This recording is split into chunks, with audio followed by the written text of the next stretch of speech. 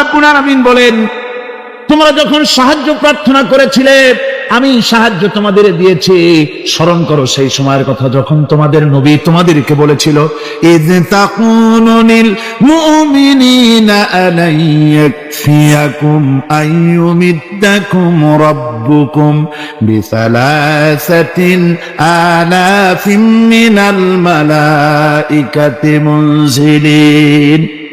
আল্লাহ রাব্বুল আলামিন বলেন, আমি এইভাবে করে যখন তোমাদের নবী তোমাদেরকে বলেছিল যে তোমাদের জন্য এটা কি যথেষ্ট নয় যে আল্লাহ পাক তোমাদের জন্য 3000 দিয়ে ফেরেশতা নাজিল করবেন, হ্যাঁ আমি তখন 3000 ফেরেশতা নয় বরং 5000 ফেরেশতা দিয়ে তোমাদেরকে সাহায্য করার ওয়াদা করেছি।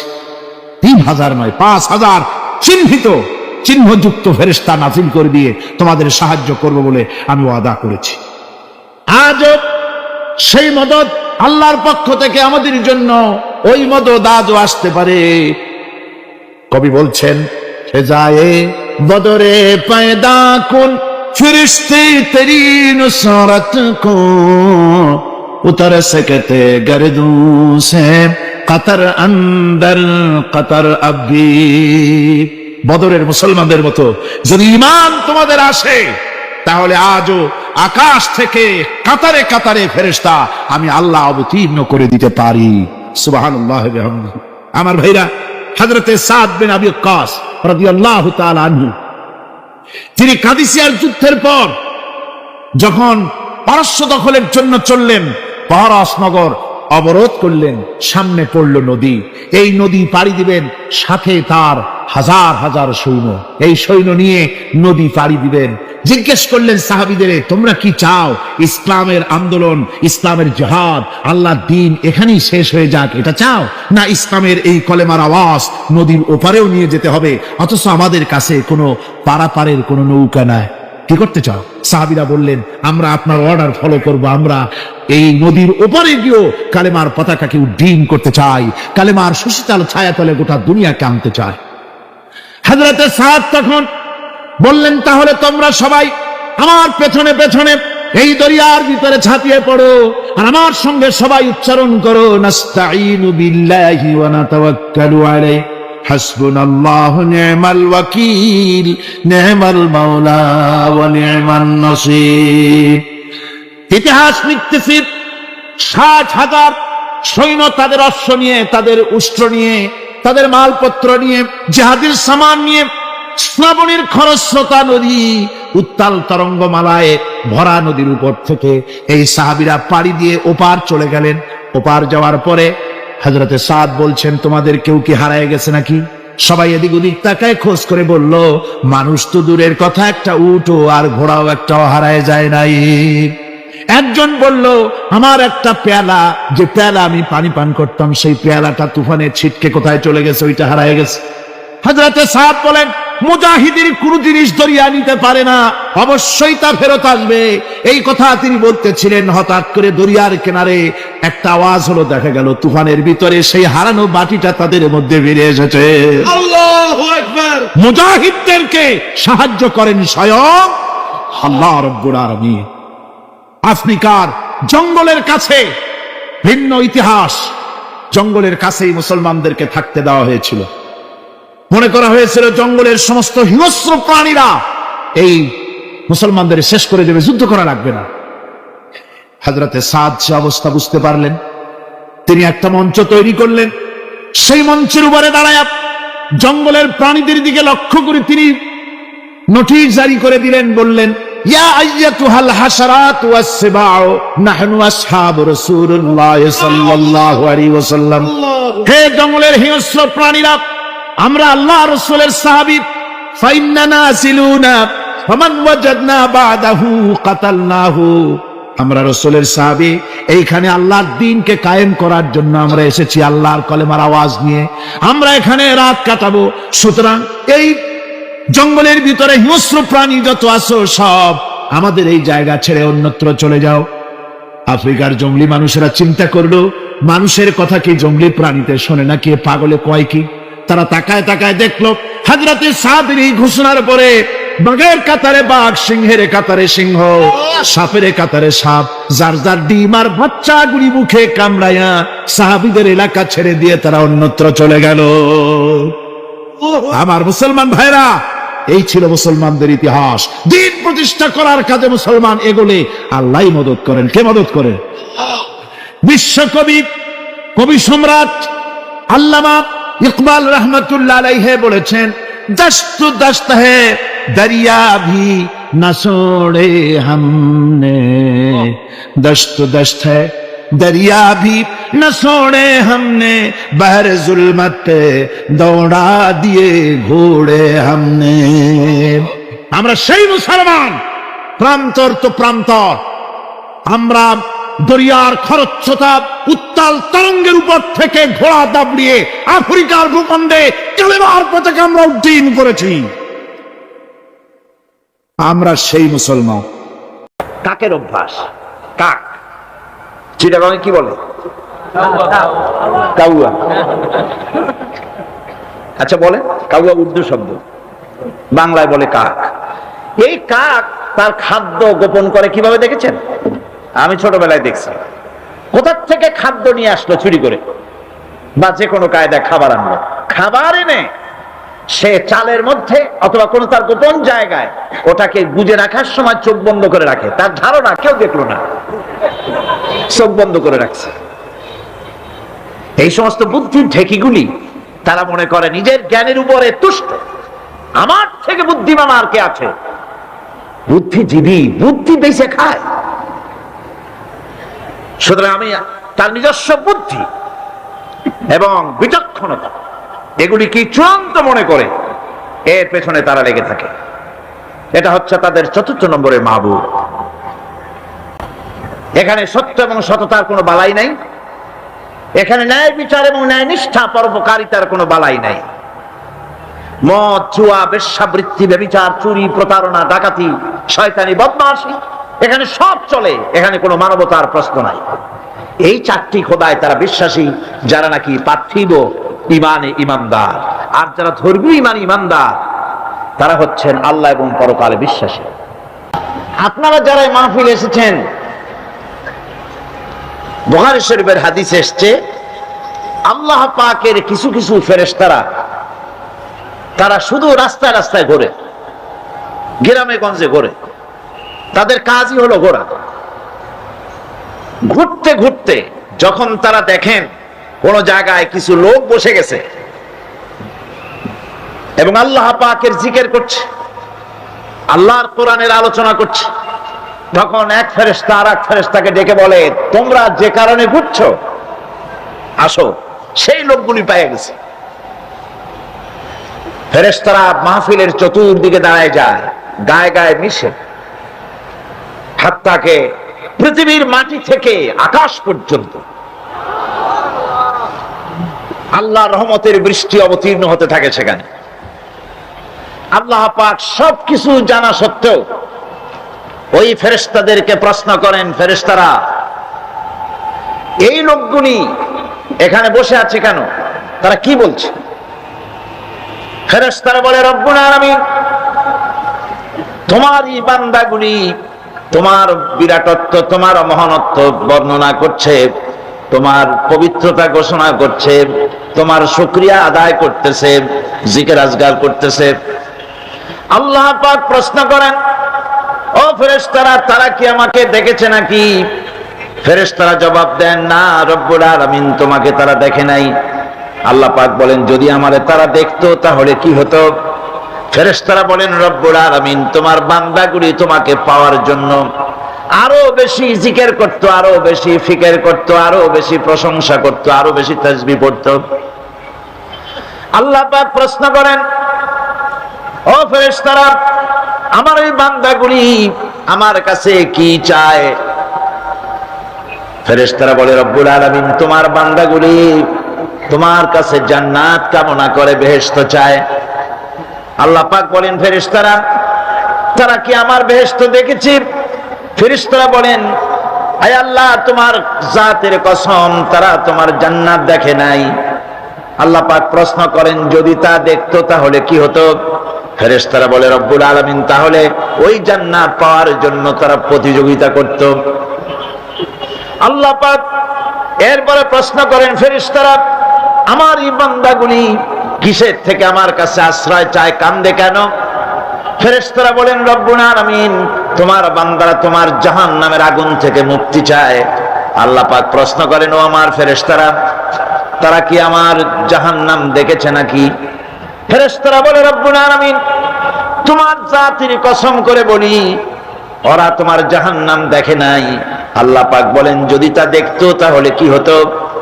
ফেরেশতারা বলে রব্বুল আলামিন তোমার জাহান্নাম দেখলে তারা এই জাহান্নাম থেকে বেশি করে ভাগতো, এই জাহান্নাম থেকে পানা চাওয়ার জন্য, পরিত্রাণ পাওয়ার জন্য আরো বেশি করে কাঁদতো।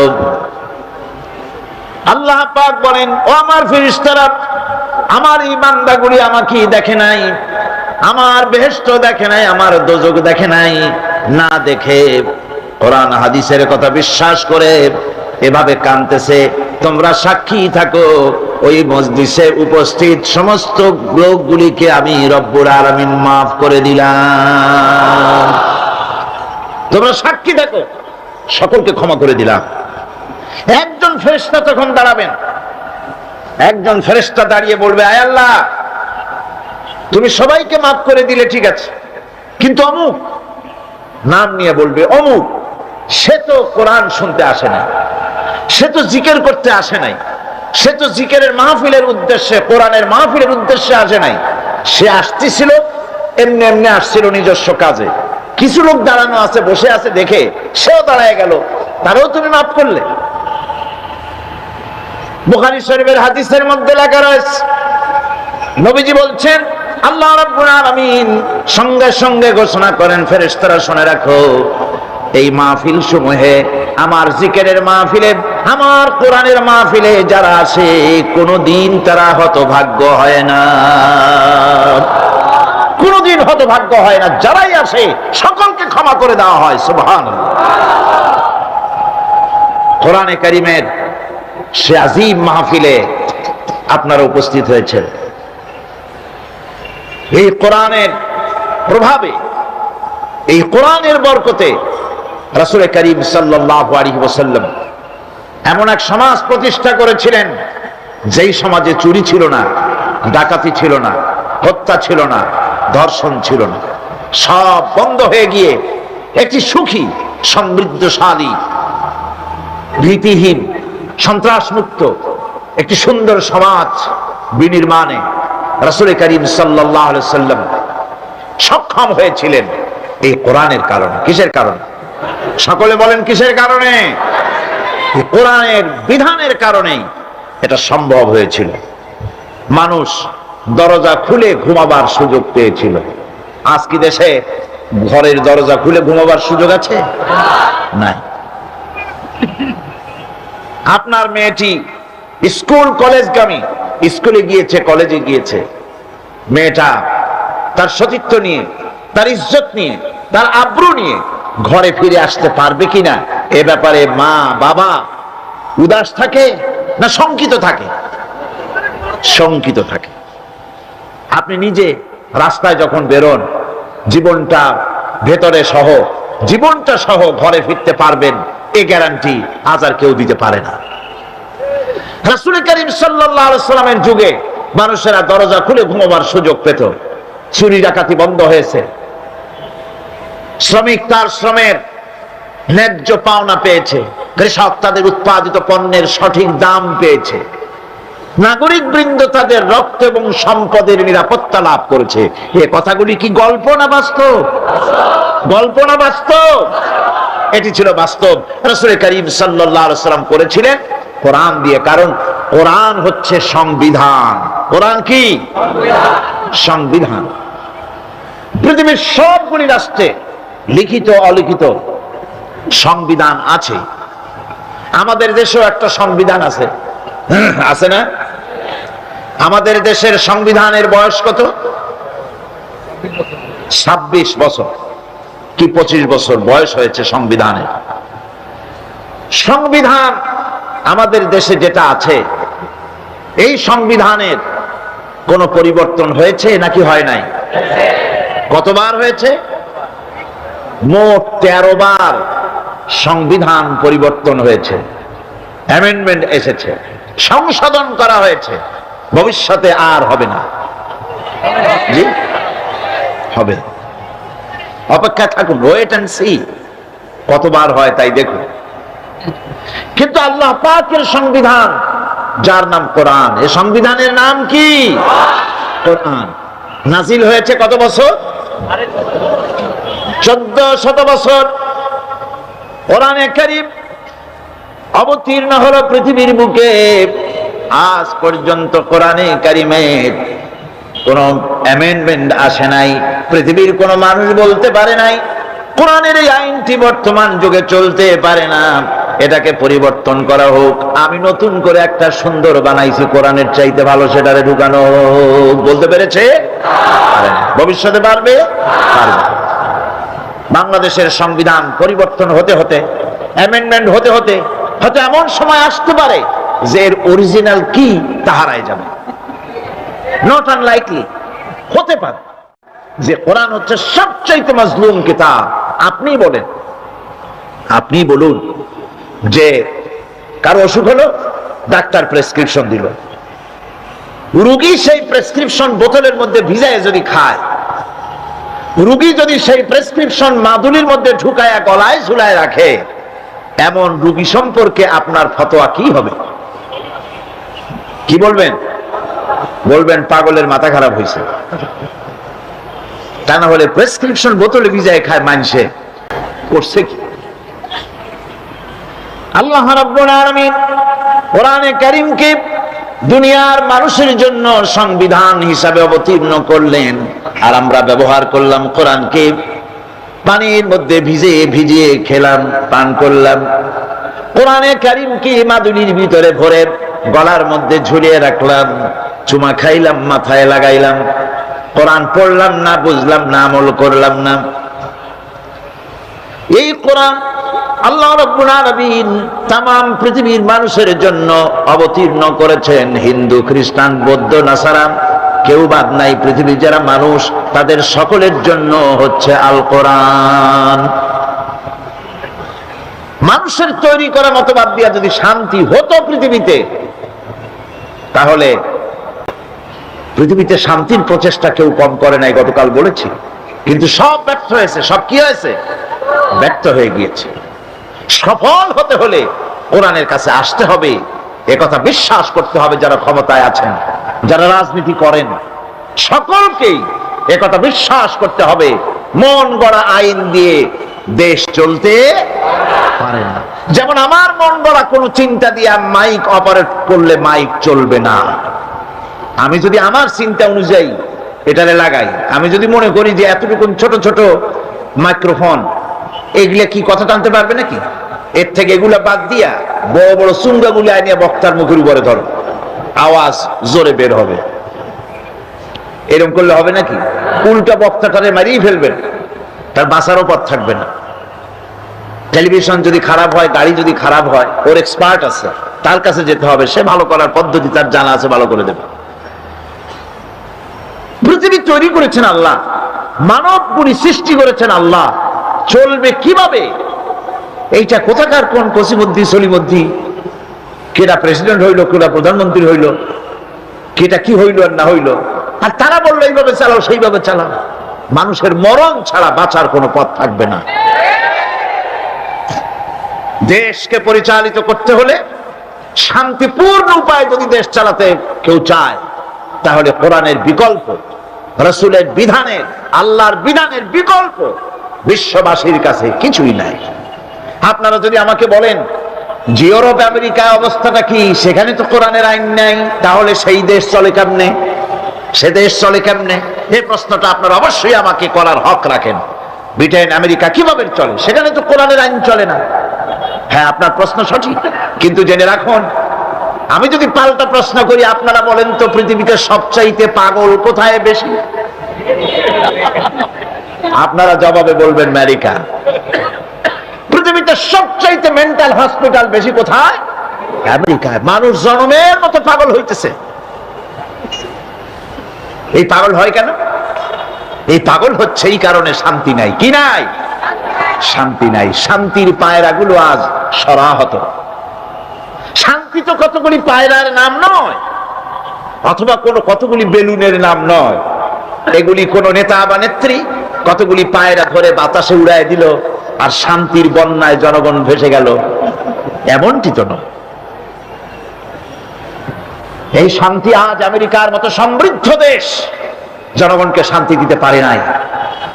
স্বামী তার স্ত্রীকে বিশ্বাস করে না, স্ত্রী স্বামীকে ভক্তি করে না, মা বাপ তার সন্তানকে স্নেহ করে না, সন্তান তার মা বাপকে শ্রদ্ধা করে না। মানুষ একটু শান্তি পায় ঘরে গিয়ে, সেই ঘরে চরম অশান্তি যায়, দেখে বউ আর একজনের সাথে, স্ত্রী দেখে তার স্বামী আর এক মহিলার সাথে। মানুষগুলি এখন মরার জন্য পাগল হয়েছে। আপনারা শুনে অবাক হবেন, গত জুলাই মাসের the Far Eastern Economic Review পত্রিকার ভেতরে এসেছে আমেরিকার 10,000 সাদা আমেরিকান হোয়াইট হাউসের সামনে গিয়ে তারা বিক্ষোভ প্রদর্শন করেছে, দাবি জানিয়েছে সরকারের কাছে যে আমাদেরকে আত্মহত্যা করার অধিকার দেওয়া হোক, আইনগত অধিকার। আত্মহত্যা করার সেখানে বিধান নাই। তারা বলছে আত্মহত্যা করার অধিকার দেওয়া হোক, কারণ পৃথিবীর বুকে বেঁচে থাকলে শান্তি পাবো না, মরলে বোধহয় শান্তি হবে। এটা তাদের ধারণা, কিন্তু মরলে আরো যন্ত্রণা আছে।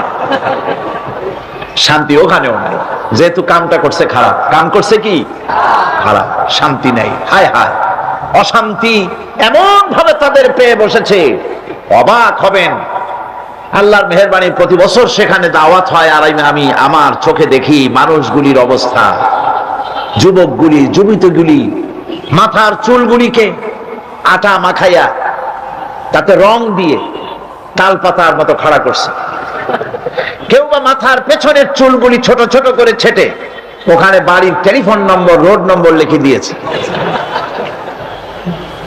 অবাক কাণ্ড অবস্থা। এই আমি বলে থাকি যে শয়তানে যদি এই দৃশ্য দেখে, বেচারা শয়তান গাছের সাথে হেলান দিয়া খালি কানবে আর বলবে যে আল্লাহ, আমি শয়তান হইয়া দুনিয়া এসে লাভটা হইল কি? এগুলি তো মারাত্মক শয়তান। উলঙ্গপনা, বেহায়াপনা, অশ্লীলতায় ছেয়ে গেছে। শান্তি নাই, ইউরোপে নাই, আমেরিকায় নাই। সেই ইতিহাস আর একদিন বলবো। আজ আমি ভূমিকায় কথাগুলি বললাম এই কারণে, পৃথিবীতে আপনারা যা মনে করেন, Britain, France, Italy, German, America, Canada, পৃথিবীর বিভিন্ন দেশে শান্তির নহর বইতেছে না, অশান্তির আগুন জ্বলতেছে। আমার দেশের তালপাতার কুড়ে ঘরে যে শান্তিটা আছে, সে দেশের আকাশ চুম্বী বিরাট ধর্মমালার ভেতরে, বিরাট বিল্ডিং এর ভিতরে সেই শান্তি নাই।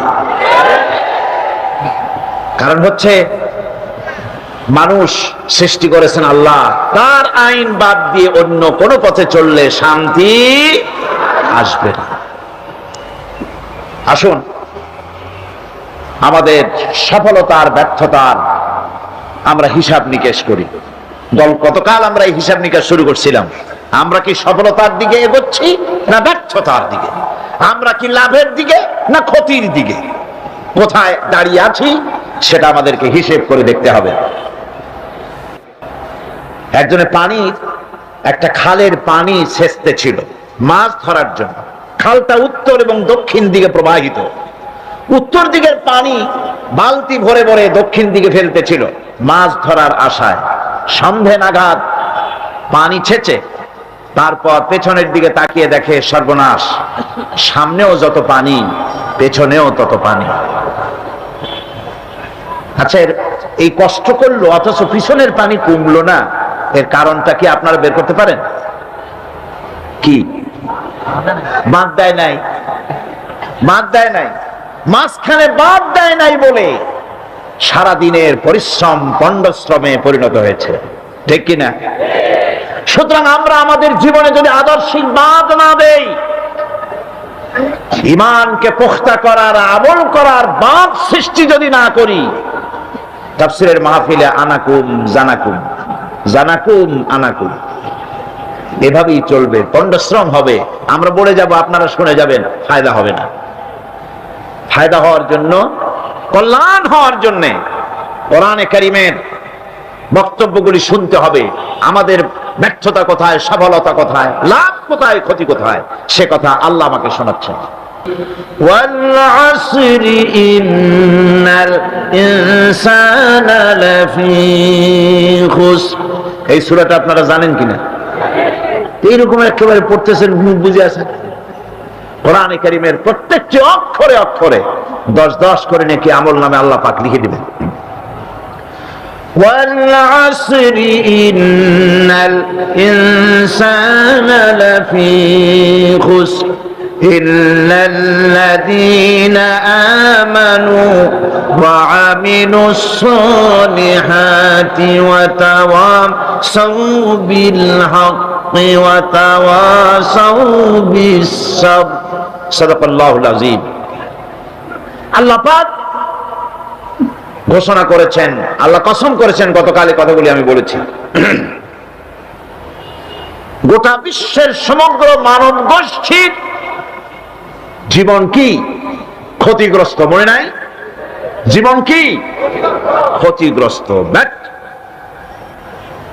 এই জীবন সফল হতে পারে, এই ব্যর্থতার ইতিহাস গতকাল শুনেছি। আজকে বলবো সফলতার কথা। এই ব্যর্থতা থেকে, এই ক্ষতি থেকে যদি বাঁচতে চাই কিনা? কারা কারা চাই দেখাই তো হাত। কারা কারা চাই ক্ষতির হাত থেকে বাঁচতে চাই? কারা? আলহামদুলিল্লাহ, হাত নামা। ক্ষতির হাত থেকে যারা বাঁচতে চান, আল্লাহ রাব্বুল আলামিন তাদের জন্য ফর্মুলা পেশ করেছেন, ইল্লাল্লাযীনা আমানু ওয়া আমিলুস সালিহাতি ওয়া তাওয়াসাউ বিল হাক্কি ওয়া তাওয়াসাউ বিস সাবর। আল্লাহ পাক বলেন 7টি কাজ করলে জীবন সফল হয়ে যাবে। কয়টা কাজ? 7টা কাজ করলে জীবনটা সফল হয়ে যাবে। 1 নম্বরে ঈমান। 1 নম্বরে কি? ঈমান। এটাই হচ্ছে ফাউন্ডেশন। ক্ষতি থেকে বাঁচার জন্য প্রথম যে গুণটি, সেটির নাম হচ্ছে ঈমান।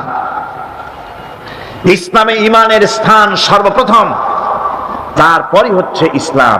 ঈমান আগে, তারপরে কি? ইসলাম।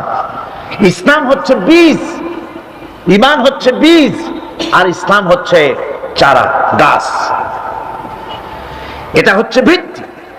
এই ভিত্তিকে সর্বপ্রথম মজবুত করতে হবে। ঈমানের ভিত্তি, ঈমানের ভিত্তি দুনিয়ায় ঈমানের আহ্বান জানাবার জন্যই আল্লাহ রাব্বুল আলামিন সমস্ত নবী এবং রাসূলদেরকে পৃথিবীতে পাঠিয়েছেন ঈমানের আহ্বানের জন্য। দুনিয়ার সমস্ত নবীদের দাওয়াত ছিল ঈমানের দাওয়াত। কিসের দাওয়াত?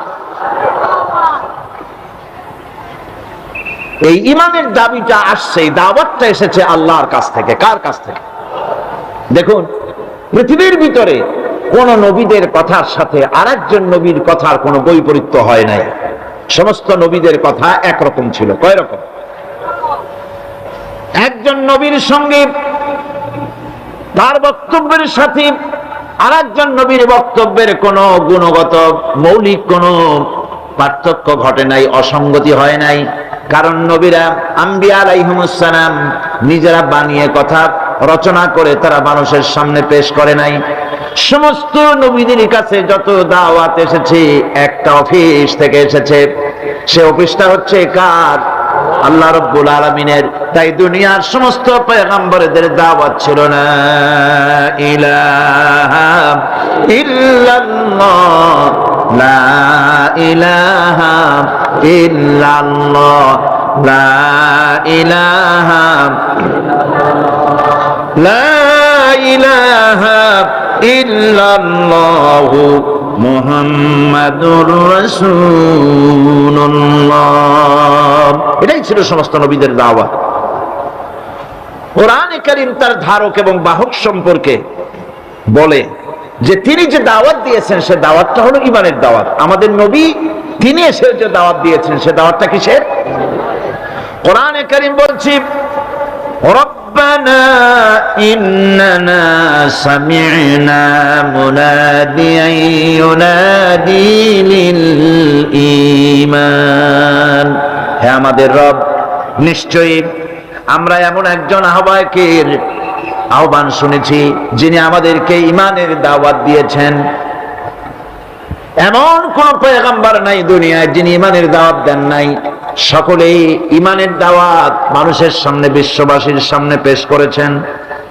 কোরআনে হাকিম স্পষ্ট একটা সীমারেখা দুনিয়ার মানুষের সামনে পেশ করে পৃথিবীর মানুষগুলিকে দুটি শ্রেণীতে বিভক্ত করে দিয়েছে।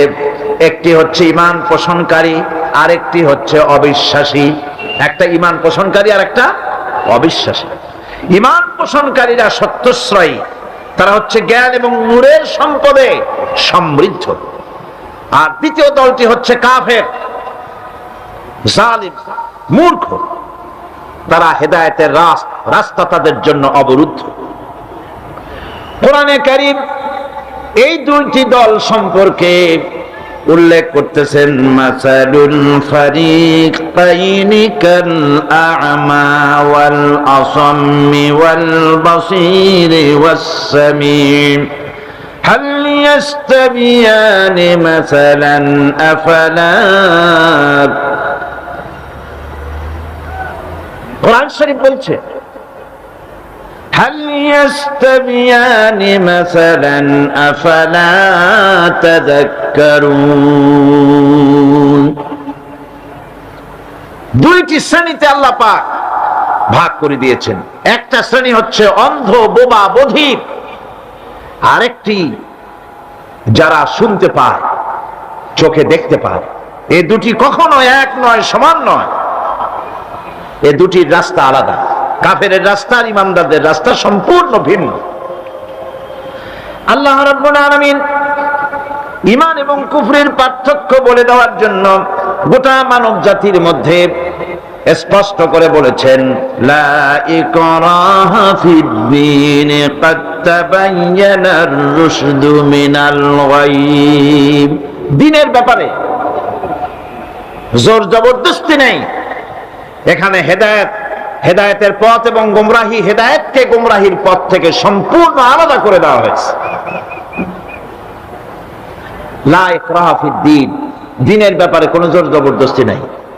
যারা ধর্মনিরপেক্ষবাদী তারা এই আয়াতটাকে নিজেদের মতবাদকে প্রতিষ্ঠার লক্ষ্যে অনেক সময় কাজে লাগায়। দুটি আয়াতকে তারা বেশি ব্যবহার করে। একটা হচ্ছে লাকুম দীনুকুম ওয়ালিয়া দীন, আর একটা হচ্ছে লা ইকরাহা ফিদ-দীন। এই দুইটি আয়াতকে ধর্মনিরপেক্ষবাদীরা ব্যবহার করে। এই দুটির কোনটি তাদের আদর্শকে বোঝাবার লক্ষ্যে ব্যবহারের কোনো সুযোগ নাই। লা ইকরাহা ফিদ-দীন, ধর্মের ব্যাপারে কোনো বাড়াবাড়ি নাই, জোর জবরদস্তি নাই। এ কথা বলা হয়েছে এই কারণে যে কোন বিধর্মীকে, অমুসলিমকে ভয় দেখিয়ে, লোভ দেখিয়ে অথবা কোন ক্রমে কোন প্রকার চাপ সৃষ্টি করে তাকে মুসলমান বানানো যাবে না।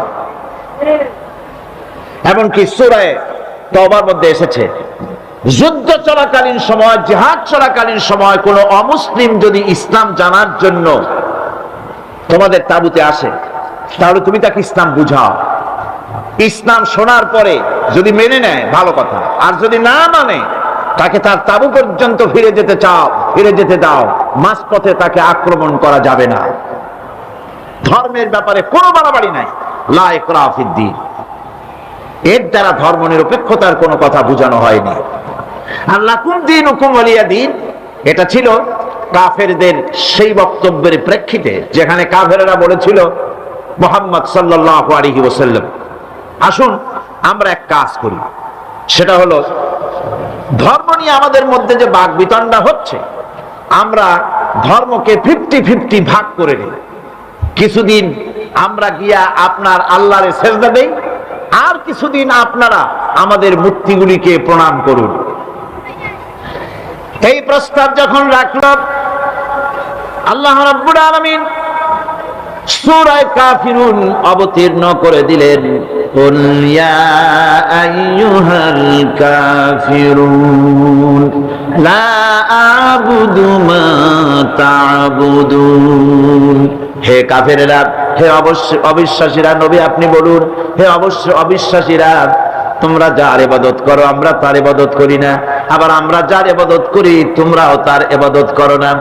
সুতরাং লাকুম দীনুকুম ওয়ালিয়াদিন, সুতরাং তোমাদের দিন তোমাদের জন্য, আমাদের দিন আমাদের জন্য। এখানে নিরপেক্ষতার কথা বলা হয় না, এখানে পক্ষের কথা বলা হয়েছে। কিসের পক্ষ? ধর্মের পক্ষ। কিসের পক্ষ?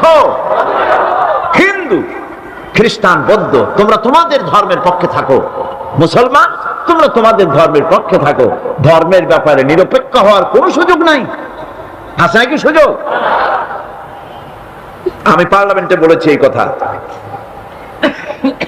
যে একটা ধর্মের উপরে বিশ্বাস করে নিজেকে একটা ধর্মের পক্ষের ব্যক্তি হিসাবে ঘোষণা করে, কেউ বলছে, দাবি করছে আমি হিন্দু, কেউ বলছে আমি বৌদ্ধ, কেউ বলছে আমি খ্রিস্টান, কেউ বলছে আমি মুসলমান, নিজেকে একটা ধর্মের বিশ্বাসী ঘোষণা করার পর আমি ধর্মনিরপেক্ষ, এই কথাটা মিথ্যা, বানোয়াট, জালিয়াতি, প্রতারণা, মুনাফিক।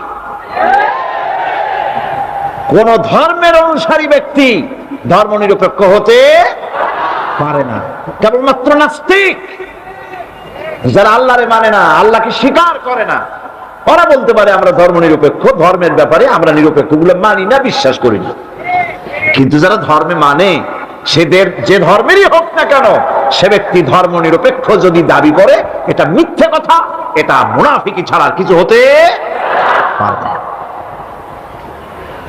মুসলমানকে, যে কোনো জাতিকে যে ধর্মে আছে ধর্মের পক্ষে থাকার কথাই বলা হচ্ছে। এখন আমি বলতেছিলাম ইমানের কথা। ইমান আগে আনতে হবে। ইমান সম্পর্কে আল্লাহ রাব্বুল আলামিন বলতেছেন, ইমান হলো আগে, তারপরে ইসলাম। আবার ইমান আনার আগে আবার কুফরি একটা শব্দ আছে, সেটা হলো ফামান ইয়াকফুর বিত্তাগুতি ওয়া ইউমিন বিল্লাহি ফাকাদ ইসতামসাকা বিল উরওয়াতিল উসকা লা ইনফিসামা লাহা ওয়াল্লাহু সামিউন আলীম। ফামান ইয়াকফুর বিত্তাগুত, যে ব্যক্তি তাগুতকে অস্বীকার করেছে, সর্বপ্রথম তাগুতকে অস্বীকার করতে হবে। ওয়া ইউমিন বিল্লাহ, আর এরপরে আল্লাহর উপরে যে ঈমান আনলো, ফাকাদ ইসতামসাকা বিল উরওয়াতিল উসকা, সেমন এক শক্ত অবলম্বন ধারণ করলো যা তাকে কোনো কিছুই বিচ্ছিন্ন করবে না, ধ্বংস করে দেবে না। সুবহানাল্লাহ ওয়া বিহামদিহি। এখন সত্যিকারের ঈমানদারের পরিচয়টা কি? কোরআনে কারীম সত্যিকারের ঈমানদারের পরিচয় এভাবে পেশ করতেছে, ইন্নামাল মুমিনুনা আল্লাযীনা আমানু বিল্লাহি ওয়া রাসূলিহি সুম্মা লাম ইয়ারতাবু ওয়াজাহিদু বিআমওয়ালিহিম ওয়া আনফুসিহিম ফি সাবিলিল্লাহ উলাইকা হুমুস সাদিকুন। ঈমানের দাবিতে সত্যবাদী কারা? ইন্নামাল মুমিনুনা আল্লাযীনা আমানু বিল্লাহি ওয়া রাসূলিহি, সত্যিকারের মুমিন তো তারা যারা নাকি ঈমান এনেছে আল্লাহর উপর এবং রাসূলের উপরে। এই ঈমান আনার পর সুম্মা লাম ইয়ারতাবু, এরপরে কোন সন্দেহে সে নিপতিত হয় নাই, কোন সন্দেহ তার মনের মধ্যে জায়গা পায় নাই, আর সে আল্লাহর রাস্তায় জিহাদ করেছে মাল দিয়ে, জান দিয়ে। উলাইকা হুমুস সাদিকুন, এরাই হলো ঈমানের দাবিতে সত্যবাদী। সুম্মা লাম ইয়ারতাবু, অথবা এক বিন্দু সন্দেহ মনের মধ্যে জায়গা দেয় নাই, অর্থাৎ ঈমান আনছি কার উপরে? আল্লাহর উপরে। কার উপরে? আর তার রাসূলের উপরে। আল্লাহ এবং রাসূলের উপরে ঈমান আনার পর যারা আল্লাহ এবং রাসূলের বিধান জীবনের সকল ক্ষেত্রে মানতে পারে নাই, তারাই সন্দেহে নিপতিত হয়েছে। কথা বুঝতে পেরেছেন? তাদের সন্দেহ, এই কোরআন মানুষের জীবন, তার সম্পদ, তার রাজনীতি, তার অর্থনীতি পরিচালনা করতে পারে না। সেই জন্য ধর্মের ব্যাপারে কোরআন মানি, ধর্মের ব্যাপারে নামাজ আর রোজা মানি, কিন্তু রাজনীতিতে ধর্ম মানি না। এটাই হলো সন্দেহ। এটাই কি সন্দেহ, অবিশ্বাস। জীবনকে তারা দুইটা ভাগ করেছে, এক ভাগ রাজনীতির জন্য আর এক ভাগ কিসের জন্য? ধর্মের জন্য। জীবনকে ভাবে দুইটা ভাগ করার কোন অধিকার দেওয়া হয় নাই। যারাই মুখে উচ্চারণ করেছে লা ইলাহা ইল্লাল্লাহু মুহাম্মাদুর রাসূলুল্লাহ, জোরে সোরে বলেন লা ইলাহা ইল্লাল্লাহু মুহাম্মাদুর রাসূলুল্লাহ। যারা নাকি ঈমান এনেছে, কালেমা বিশ্বাস করেছে, আল্লাহ এবং রাসূলের প্রতি ঈমান এনেছে, জীবনকে দুইটা ভাগ করার কোনো অধিকার নাই। যার কথা মতো নামাজ পড়ব, তার কথা মতোই রাজনীতি করব। যার কথা মতো হজ করব, যাকাত দিব, তার কথা মতো পার্লামেন্ট চালাবো। যার কথা মতো হজ করব, যাকাত দিব, সেজদা দিব, তার কথা মতোই বঙ্গভবন আর সেক্রেটারিয়েট চালাবো। যাকে মানি, যে আল্লাহরে সেজদা করি সারা জীবন, যে রাসূলকে মানি আমার নেতা হিসাবে, রাসূল হিসাবে, সে আল্লাহ এবং রাসূলের হুকুম অনুযায়ী আমার কোর্ট কাছারি আদালত শিক্ষাঙ্গন চালাবো। এটা যদি চালাই তবে আমি মুমিন, আর যদি না চালাই, সন্দেহে যদি নিপতিত হয়ে যায় যে কোরআন থাকবে মসজিদে, আমার পার্লামেন্টে কোরআন ঢুকতে পারবে না। কোরআন পার্লামেন্ট শুরু হওয়ার সময় একবার তেলাওয়াত হবে, কিন্তু তা আমল করা হবে না। অনুষ্ঠানগুলি শুরু হবে কোরআন দিয়ে, কিন্তু তা আমল করা হবে না। কোরআন তেলাওয়াত করে ব্যবসা প্রতিষ্ঠান উদ্বোধন করা হচ্ছে, কিন্তু সুদের টাকা দিয়ে ব্যবসা প্রতিষ্ঠান বানানো হলো। বিবাহ পড়ানো হচ্ছে কোরআনের আয়াত দিয়ে, কিন্তু যৌতুক গ্রহণ করা হারাম, সেই যৌতুক দিয়ে বিয়ে উদ্বোধন করা হলো। এমনি সকল ক্ষেত্রে নাফরমানি করে যে ঈমানের দাবি করলো, এই ঈমান ঈমান নয়, এর নাম মুনাফিকি। এই মুনাফিকি থেকে বাঁচতে হবে। সন্দেহের দানা বাঁধলে চলবে না, বিশ্বাস করতে হবে আমার কোরআনের নাম সংবিধান, এই কোরআন দিয়ে পার্লামেন্ট চলবে। চলবে না? চলবে না? চলবে। আমি এর যাবৎকালীন যত বক্তব্য রেখেছি পার্লামেন্টে, আমার অধিকাংশ বক্তব্য আমি কোরআন দিয়ে হাদিস দিয়ে বলেছি, আলহামদুলিল্লাহ। চাই সে শিল্পনীতি, বিদ্যুৎ নীতি, অর্থনীতি, বাজেট, শিক্ষানীতি, আইন শৃঙ্খলা পরিস্থিতি, সবটা কোরআন হাদিস দিয়ে আমি আলোচনা করার চেষ্টা করেছি, আলহামদুলিল্লাহ। আমার এলাকার মানুষের কাছে আমার এটা ওয়াদাও ছিল, নির্বাচনকালীন ওয়াদা। আমি এই ওয়াদা করি নাই যে আপনারা আমাকে ভোট দেন, আমি আপনাদেরকে মটকির মতো বিশাল রসগোল্লা বানায় দেব, গরুর গাড়ির চাকার মতো জিলাপি বানায় দেব, এইসব কথা বলিনি। রাস্তা দেব, ঘাট দেব, কলেজ দেব, এগুলো বলিনি। আমি বলেছি আমাকে যদি আপনারা ভোট দেন, তাহলে এযাবৎকাল কোরআনের যেই কথাগুলি মাঠে আর ময়দানে বলেছি, এবার এই কথাগুলি আমি পার্লামেন্টে বলতে চাই। আপনারা যদি ভোট না দেন, পার্লামেন্টে যত বড় পীর হোক, মৌলানা সাহেব হোক, কথা বলতে পারবে না। আপনাদের ভোটটা দরকার। আমার জনগণ, আমার এলাকার পিরোজপুরবাসী, আলহামদুলিল্লাহ, তারা জান বাজি রেখে আমাকে ভোট দিয়েছে। বিগত 50 বছরের ভেতরে ওই সেন্টার থেকে, ওই সিট থেকে কোন মুসলমান ভোটের মাধ্যমে নির্বাচিত হয়ে পার্লামেন্টে যেতে পারেন নাই। এটা একটা প্রথম ইতিহাস।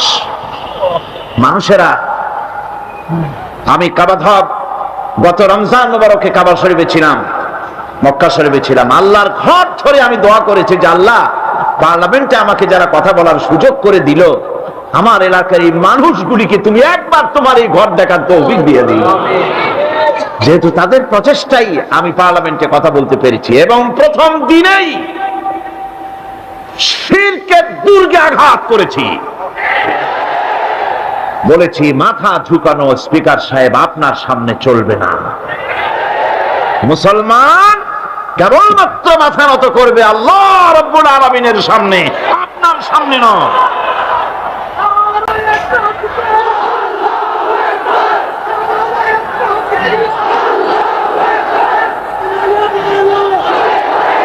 আল্লাহ পাকের মেহেরবানি, আল্লাহ পাকের মেহেরবানি যে আমার এই উপলব্ধি হয়েছে। এই উপলব্ধি আগেও ছিল, আমি এখন বুঝতে পারি ভালো করে। পার্লামেন্ট হচ্ছে সেই জায়গা যেখানে বসে গোটা জাতির ভাগ্যকে সুপ্রসন্ন করা যায়, হতভাগ্য দূর করে দিয়ে মানুষের জীবনকে সুখী সমৃদ্ধশালী করা যায় পার্লামেন্টে বসে। ওটা হলো সেই জায়গা, দুটোই করা যায়। ওখানে বসে গোটা জাতিকে অশান্তির আগুনে দাউ দাউ করে জ্বালানো যায়, ওখানে বসে ব্যবসায়ীদের সর্বনাশ করা যায়। এই পার্লামেন্টে বসে আইন পাশের মাধ্যমে গোটা জাতির ভাগ্যকে বদলে দিতে পারে মুহূর্তের ভিতরে। সে আইনটা হবে কোরআনের আইন। কিসের আইন? এটা যদি পার্লামেন্টে এই আইন পাস হয়, গোটা জাতির ভাগ্য বদলে যাবে, নইলে ভাগ্য বদলাবার সম্ভাবনা নাই।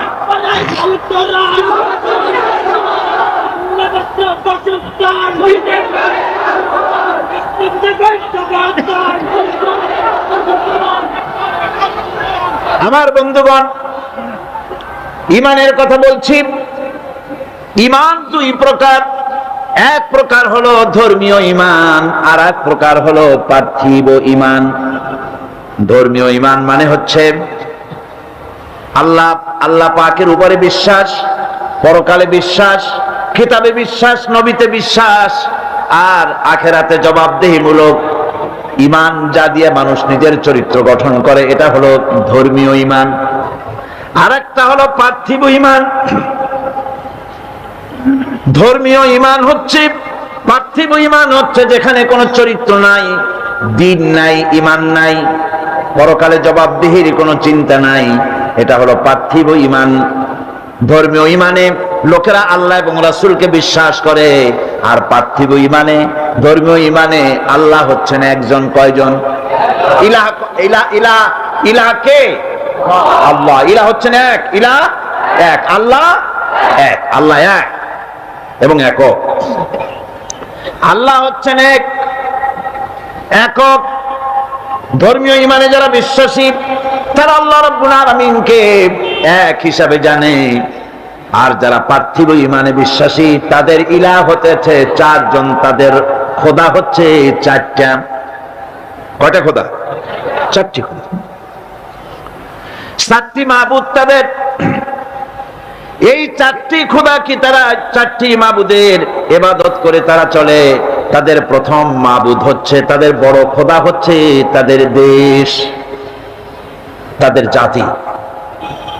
তারা দেশের জন্য, জাতির জন্য দেহ, মন, প্রাণ, সম্পদ সব উজাড় করে দিতে পারে, কিন্তু আল্লাহ রাব্বুল আলামিনের সামনে একটা সেজদা দিতেও নারাজ। দেশের জন্য তারা সব করতে পারে, দেশের মহব্বতে সব করতে পারে, কিন্তু আল্লাহর জন্য কিছু করতে পারে না। এই দেশটারে কে বানাইলেন? কে বানিয়েছেন? আল্লাহ রাব্বুল আলামিন। এ দেশের সুখ, শান্তি, সমৃদ্ধি, সম্পদ কে দিয়েছে? সে আল্লাহ পাকের কথা মনে থাকে না, শুধু দেশের জন্য তারা দেশভিত্তিক জাতীয়তা তৈরি করে, দেশভিত্তিক জাতীয়তা। তারপরে ধর্ম তারা বাদ দিয়ে দেয়। বিশ্বকবি ডক্টর আল্লামা ইকবাল রহমাতুল্লাহ আলাইহি তিনি সুন্দর করে বলেছেন, মজহব সে হ্যায় मजहब जो नहीं तुम भी नहीं, मजहब से है मजहब जो नहीं तुम भी नहीं, जज्ब बाहम जो नहीं माफिल अंजुम भी नहीं। ধর্মেতে হয় জাতির গঠন, ধর্ম নাই তো তুমিও নাই, নাইকো যদি মাধ্যাকর্ষণ, গ্রহ সূর্য ভূমিও নাই। ধর্ম দিয়ে জাতির গঠন হয়, ধর্ম হচ্ছে ভিত্তি, তারপরে জাতি। আমি তো আগে মুসলমান, তারপরে আমি বাংলাদেশি। আমি আগে কি, তারপরে কি? আমি বাংলাদেশি। প্রথমে ধর্ম, আমি মুসলমান। এই ধর্ম যদি থাকে আমার জাতীয়তা টিকবে। আমার ধর্ম ছাড়া যদি জাতীয়তা গড়ি, সেই জাতীয়তা মিক্স আপ হয়ে যাবে। সেখানে আমার স্বাতন্ত্র্য, আমার অস্তিত্ব, আমার স্বকীয়তা বজায় থাকবে না। যেমন মাধ্যাকর্ষণ, ল অফ গ্রাভিটেশন আছে বলে চন্দ্র, সূর্য, গ্রহ, নক্ষত্র সব টিকে আছে, ঠিক কিনা? মাধ্যাকর্ষণ যদি না থাকে, গ্রহ, উপগ্রহ, নক্ষত্র, সৌররাজি, solar system, whole solar system, galaxy, milky way, পৃথিবী, যা কিছু আল্লাহ সৃষ্টি করেছেন সব ধ্বংসস্তূপে পরিণত হয়ে যাবে। আল্লাহ পাক এটাকে মাধ্যাকর্ষণ শক্তির মাধ্যমে এটাকে টিকায় রেখেছেন। এটা আল্লাহর কুদরত। এরকম অসংখ্য মাধ্যাকর্ষণ বানিয়েছেন, শুধু পৃথিবীর মাধ্যাকর্ষণ নাই, অন্যান্য গ্রহগুলিরও মাধ্যাকর্ষণ আছে, একটা আর একটাকে ধরে রাখার জন্য। মাধ্যাকর্ষণ আছে বলেই যেমন সব আছে, ধর্ম আছে বলে জাতি আছে। ধর্ম থাকবে না, এই জাতীয়তার 4 পয়সার কোনো দাম না। এজন্য কবি বলতেছেন, আল্লামা ইকবাল আরো সুন্দর করে বলতেছেন, ইনতাজা খুদাউ মে বড়া সবসে वो वतन है, ইনতাজা খুদাউ মে बड़ा सबसे वो वतन है, जो इसका पिरहन है वो मजहब का काफन है। इन ताजा खुदाओं बड़ा सबसे वो वतन है।